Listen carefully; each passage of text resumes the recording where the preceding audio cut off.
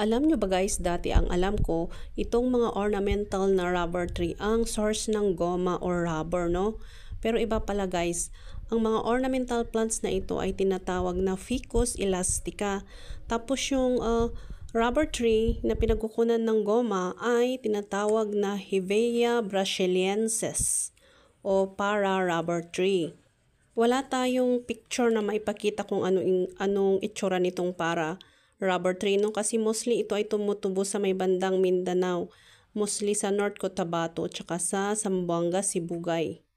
Pero dati naman noong 19th century, kinukuhanan din itong mga Ficus elastica ng sap para gawing rubber. Pero nakita nila na mas madali at mas madaming napoproduce ang para rubber tree.